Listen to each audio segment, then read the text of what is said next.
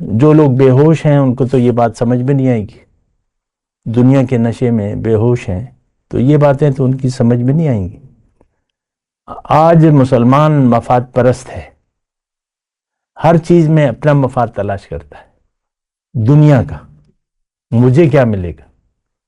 اللہ کی باتوں پر اس کو یقین نہیں ہے، اس کو اپنے اوپر بھی یقین نہیں ہے۔ اللہ کی باتیں تو ایک طرف ہیں، اپنے اوپر بھی یہ یقین نہیں رکھتا۔ اللہ تعالیٰ فرما رہا ہے تمہارے اندر میری پھونکی ہوئی روح ہے، نہیں وہ کہتا ہے میں تو یہی ہوں، بس جو کچھ بھی ہوں مٹی کا پتلا ہوں۔ اللہ اکبر اللہ اکبر اللہ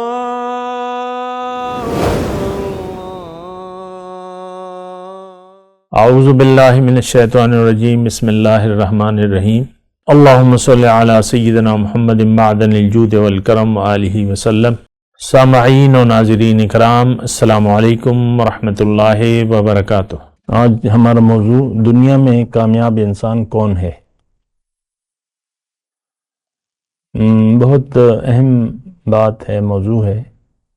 دیکھیں کامیابی ویسے عام طور پہ میں آپ سے بات کر رہا ہوں کہ میں آپ کو یہ کہہ رہا ہوں کہ ہم جب دنیا میں انسان یعنی ہم جو زندگی گزار رہے ہیں، یہ ایک بات پہلے نوٹ کریں، ہماری نظر میں کامیاب انسان وہ ہے جو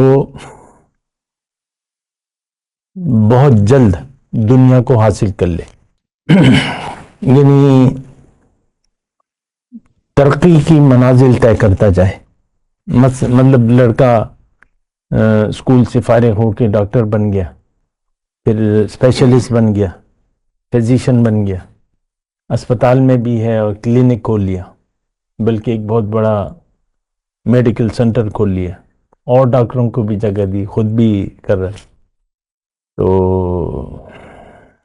بس دے مار 4.5۔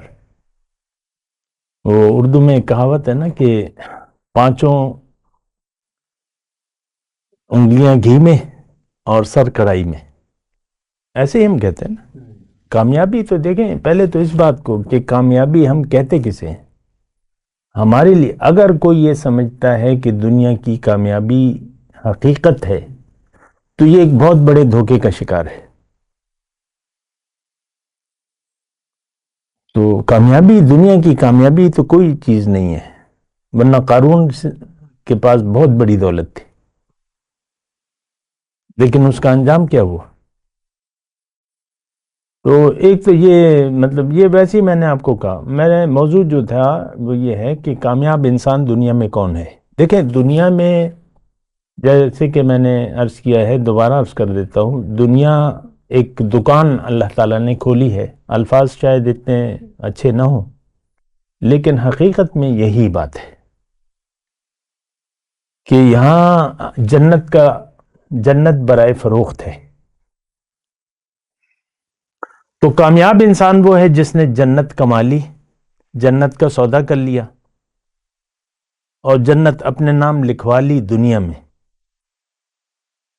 اور یہ میں نے کہہ رہا، یہ اللہ نے قرآن میں فرمایا لہم البشرا فی الحیات الدنیا، ایک آیت کہ ان کے لیے دنیا کی زندگی میں بھی خوشخبری ہے۔ پھر ایک اور اگر آپ توجہ کریں، فرشتے اترتے ہیں، تتنزل علیہم الملائکۃ الا تخافوا ولا تحزنوا وابشروا بالجنۃ التی کنتم توعدون۔ تو یہ دیکھیں قرآن کی باتیں ہیں اور اس کو تو کوئی جھٹلا بھی نہیں سکتا۔ دنیا میں اگر آپ کو بشارت مل جاتی ہے، اور دیکھیں بشارت تو دینا تو اللہ کا کام ہے، ہمارا کام وہ ہے جو ہم نے کرنا ہے۔ فرشتوں کا نزول تو اللہ تعالیٰ کے حکم سے ہوگا، اس کو تو چھوڑ دیں۔ آپ جنت کمانے کے لیے دنیا میں زندگی گزار رہے ہیں کہ دنیا کمانے کے چکر میں ہیں؟ سوال یہ ہے۔ اگر آپ اب یہ ہے کہ اگر آپ جنت کی کمائی کی پر یقین ہے آپ، اور آپ نے بیعت کر لی ہے اللہ تعالیٰ سے، اللہ کے بندے کے ہاتھ پہ، اور پھر آپ وہ تقاضے پورے کر رہے ہیں، وہ تقاضے کیا ہیں؟ تجاہدون فی سبیل اللہ باموالکم وانفسکم، ذالکم خیر لکم ان کنتم تعلمون، وہ ہے نا هل ادلکم علی تجارت تنجیکم من عذاب علیم تؤمنون باللہ ورسولہ وتجاہدون فی سبیل اللہ باموالکم وانفسکم ذالکم خیر لکم ان کنتم تعلمون۔ اب مال و جان کو اللہ کی راہ میں کھپانا ہے۔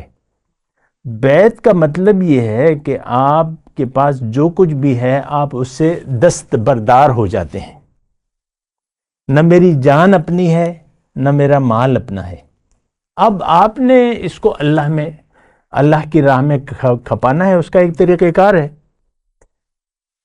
اب ایک تو آپ کو اپنے لیے جنت کمانی ہے، یہ ذرا تھوڑی سی بات نوٹ کر لیں، جنت اپنے نام لکھوانی ہے، جنت میں دنیا میں اپنا گھر بنانا ہے، ایک بات۔ دوسری بات یہ ہے کہ دنیا میں اپنے علاوہ اس کے بعد آپ کے جو مدعا ہے وہ ہونا چاہیے جو اللہ تعالیٰ کا اپنے رسول کو بھجوانے کا تھا۔ وہ کیا ہے؟ لِيُظْهِرَهُ عَلَى الدِّينِ كُلِّهِ هُوَ الَّذِي أَرْسَلَ رَسُولَهُ بِالْهُدَى وَدِينِ الْحَقِّ لِيُظْهِرَهُ عَلَى الدِّينِ كُلِّهِ وَكَفَى بِاللَّهِ شَهِيدًا۔ دو تین آیتیں ہیں، وَلَوْ كَرِهَ الْمُشْرِكُونَ وَلَوْ كَرِهَ الْكَافِرُونَ۔ رسول کو اللہ تعالیٰ نے اس لیے بھجوایا ہے کہ دنیا میں اسلام کا غلبہ ہو جائے، اور اللہ تعالیٰ کا وعدہ بھی ہے، یہ میں ایک دوسری طرف توجہ دلا رہا ہوں۔ تو آپ کا اب جو اللہ کا ارادہ ہے آپ نے اس کے لیے پھر کوشش کرنی ہے۔ اللہ تعالیٰ نے فرمایا کہ کونوا انصار اللہ، اللہ کے مددگار بن جاؤ۔ تو اللہ کی مدد کیا ہے؟ دیکھیں، اللہ کی مدد اللہ کے بندے کریں گے، اللہ اپنے بندوں سے کام لے گا، لیکن اللہ کے بندے اگر یہ کام نہ کریں تو اللہ تعالیٰ تو پھر اب جیسے کہ حضور صلی اللہ علیہ وسلم آئے، صحابہ کرام نے ان کی مدد کی، موسیٰ علیہ السلام نے عیسیٰ علیہ السلام نے اپنی قوم سے مطالبہ کیا کہ من انصاری اللہ، کون اللہ کے راستے میرا کون وہ۔ بہرحال میں مضمون کو مختصر کر رہا ہوں۔ پھر آپ نے اللہ کے ارادے کو اپنا ارادہ سمجھ کر اپنے مال و جان کو اللہ کی دین کو دنیا میں غالب کرنے کے لیے اپنی کوشش کرنی ہے جتنی بھی آپ سے ہو سکے۔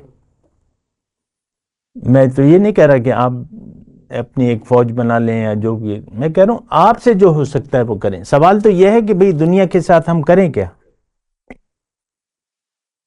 تو اس وقت کفر کا غلبہ ہے، کافر غالب ہے، مسلمان تو ہے ہی نہیں، ہوتا تو وہ غالب ہوتا۔ تو یہ ایک بڑی جدوجہد اس کے لیے درکار ہے۔ ایک جماعت کا ہونا لازمی ہے، جماعت امام کو ڈھونڈنا ہے، پھر اس کی مدد کرنی ہے اور ایک جماعت بنانی ہے، اور پھر وَأَعِدُّوا لَهُم مَّا اسْتَطَعْتُم مِّن قُوَّةٍ مِّن رِّبَاطِ الْخَيْلِ، تیاری کرو مقابلے کے لیے، تُرْهِبُونَ بِهِ عَدُوَّ اللَّهِ وَعَدُوَّكُمْ، اس سے ڈراؤ۔ ہم سے تو کوئی نہیں ڈرتا، ہم ڈر رہے ہیں۔ ہندو سے آج کون ڈر رہا ہے؟ پاکستان ڈر رہا ہے؟ وہ بڑا ملک ہے، بڑی فوج ہے، یہ ہے وہ ہے، ڈر رہے ہیں۔ عیسائی گمراہ عیسائی سے ڈر رہے ہو آپ، امریکہ سے ڈر رہے ہو، ملحد یہ روس سے ڈر رہے ہو۔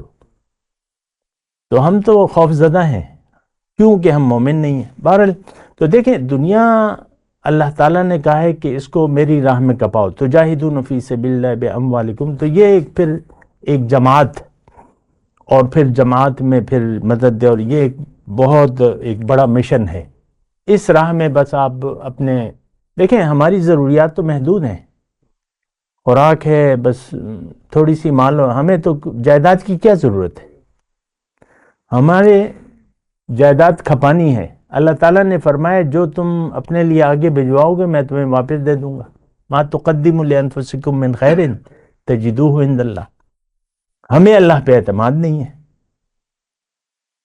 اللہ پہ ہمیں بالکل نہیں ہے اعتماد۔